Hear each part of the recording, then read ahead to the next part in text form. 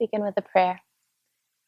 Divine Mother, Heavenly Father, friend, beloved God, Jesus Christ, Babaji Krishna, Lahiri Mahashaya, Swami Shri Yukteswar, Paramahansa Yogananda, saints of all religions, humbly we bow at thy feet. Divine Mother, show us the power of your love. Help us to act in attunement with your will, that we may share your joy and light with all whom we meet, helping each soul to move closer to their home in thee. Om. Peace. Amen.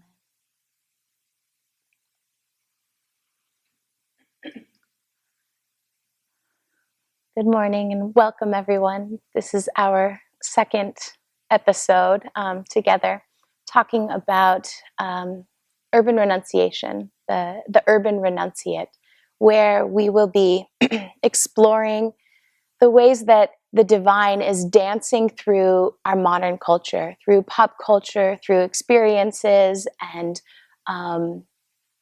experiences of mass consciousness and news articles, things that we see happening in the world, really looking at the ways that we, as students of yoga and as students of the path of self-realization, can find the divine in every moment and apply these yogic teachings in our daily lives.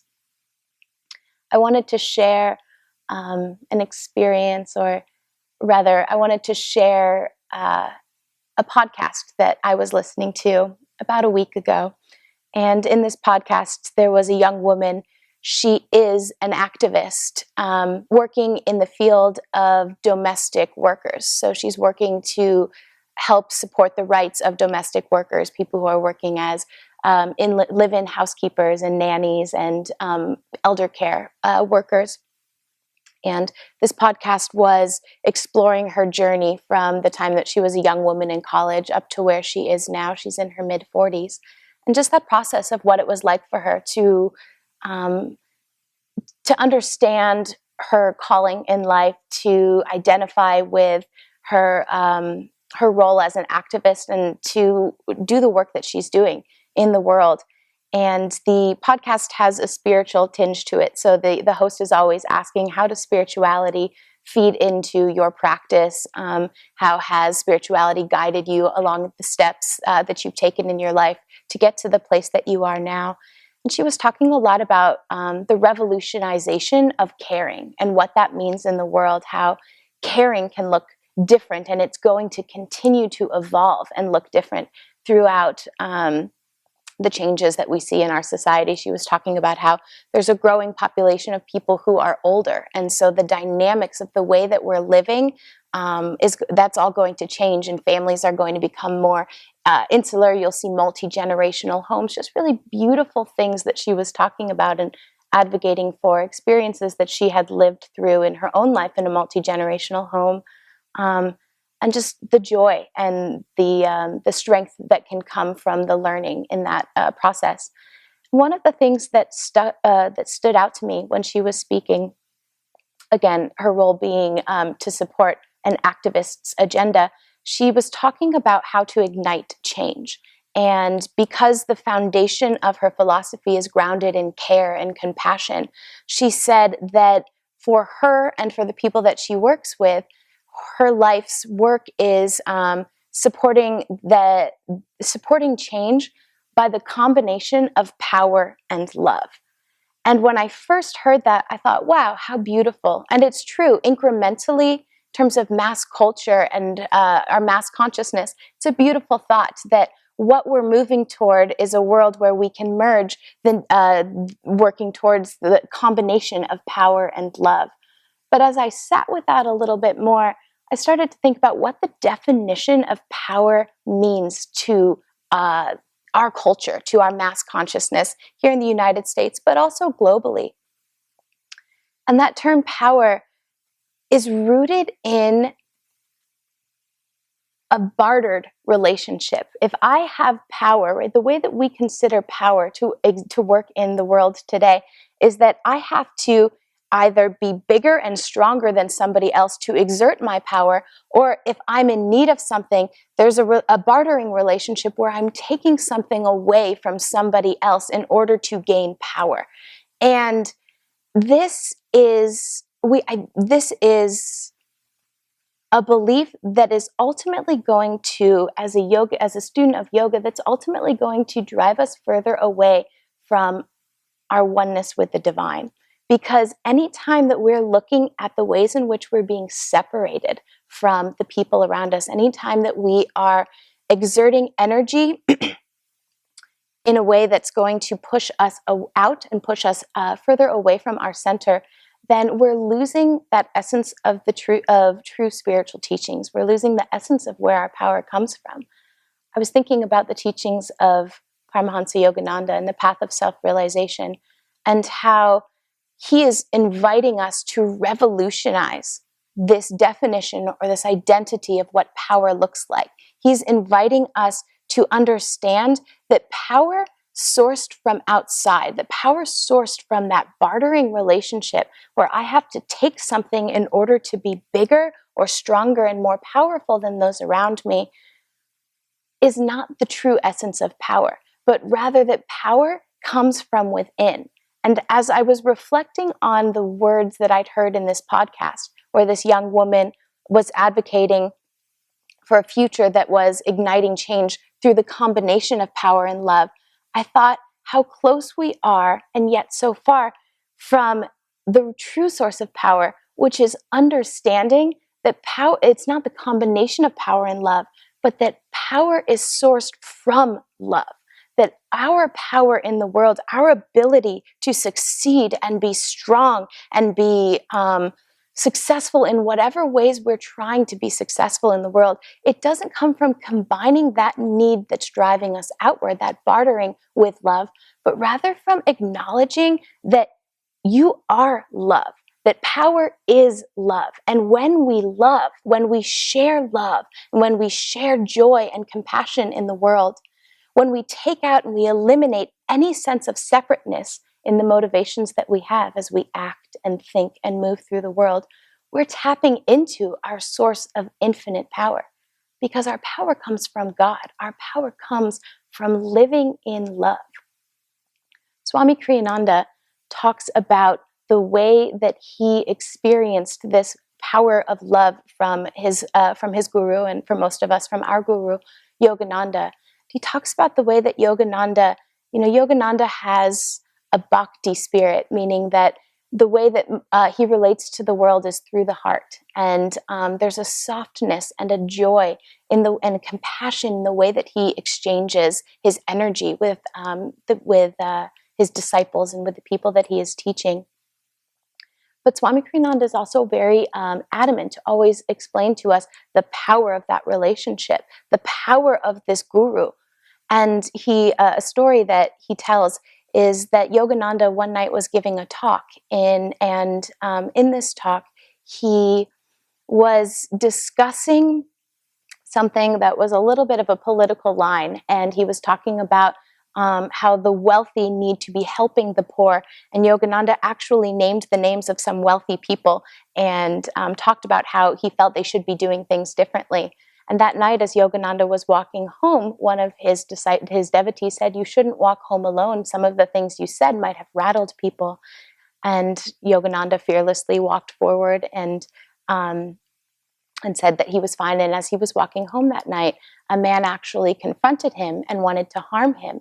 And Yogananda talks about how Yogananda, without any force, without any fear, without anything other than a centeredness in the divine, actually challenged this man to see his life differently, challenged this man to raise his own energy and his own consciousness simply through the act of love, asking him, "Why are you living your life this way?" And in that moment, the man was unable to do any harm. He changed his life completely, and he was able to turn away from some of the harmful ways and harmful actions that he was doing.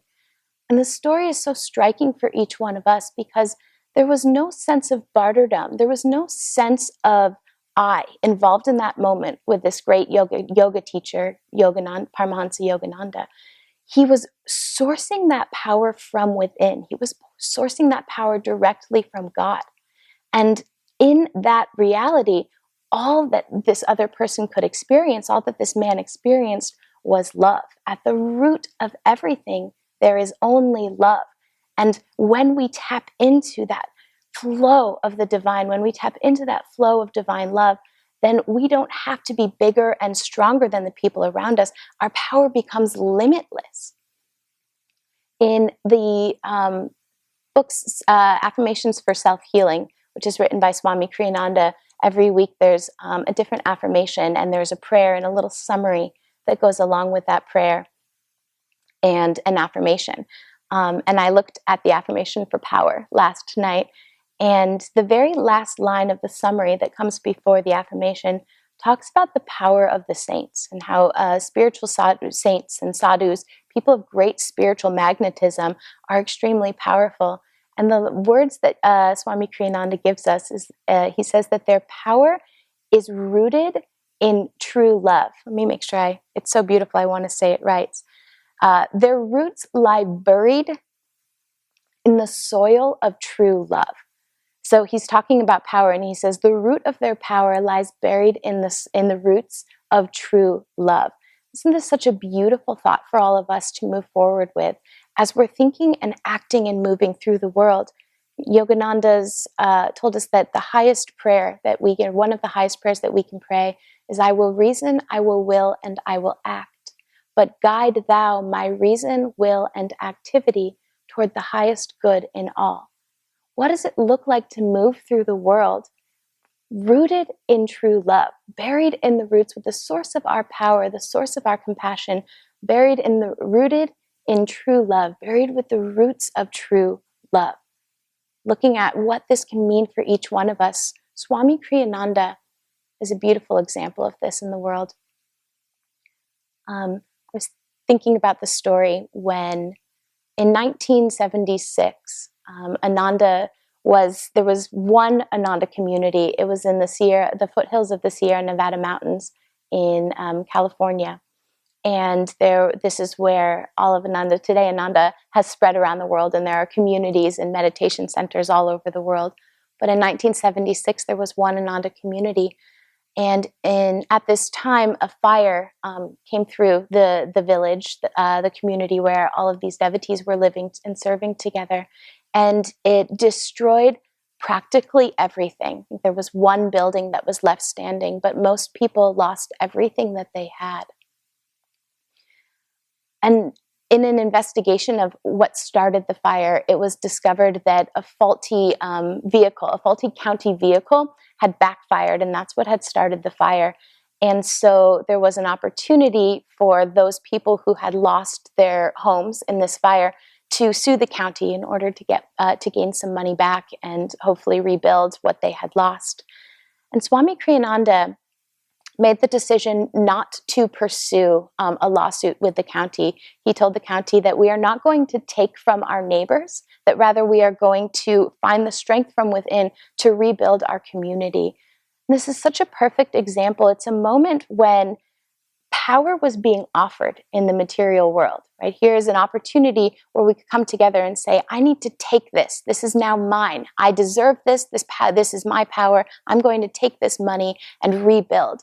But Swami Kriyananda, instead, he looked at the nuance of the real sources of power. That power had come from outside. That money had been taken and a bartered system had been created. Perhaps the flow of Ananda in each one of the devotees, that inner strength and that inner fortitude in each one of the devotees that he was serving, in each one of the disciples of Yogananda that were working to rebuild this, perhaps that little seed would be ignited somewhere else, right? The idea of it being ignited, to come back to the activist that I was mentioning earlier, where she says we can ignite change through the combination of power and love. What is the subtle difference there between rather than the combination of power and love, but sourcing your power through love. Swami Kriyananda's decision to not sue the county, but to rather work from a dharmic place of rebuilding that community with love, with trust, with faith, with devotion in God. This has sourced a flow of energy that has created the magnetism of Ananda, because each individual is rooted in those same qualities. We are given that opportunity to raise our energy and to find God for each one of us in ourselves. So as we explore the role that power plays in the world, as we explore the opportunities that we have to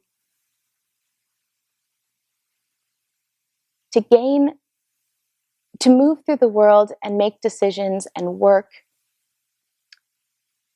let us look at what true power actually means. Let us always return to that source that is flowing through us in every moment. Let us always imagine what it means to live with the divine in true faith, in true cooperation, in true joy, to move through the world with our hearts wide open, knowing that our power is accomplished when we share love, not when we take, but when we give, when we serve, when we cooperate and harmonize with the people in our lives, with the experiences in our lives, as each one of us can lift our own consciousness. A wave of joy can spread throughout the world, and slowly we can revolutionize what this term power actually means, to have it sourced from within, from a position of harmony and love with the divine, rather than from being sourced from without us. Power is taken from without us. If we take that power from somebody else, then it gets to be taken away from us as well. If my power lies, if my happiness lies, if my success lies in anything outside of me, then I have the opportunity to lose it. But if I can tap into that flow of true love, if I can find that source of power that exists from within, allowing the divine to act through me, to be the doer in everything that I do, to always give and share and find the motivation in pouring out my heart to others, then that love, that happiness, that true source of power can never be taken away from us.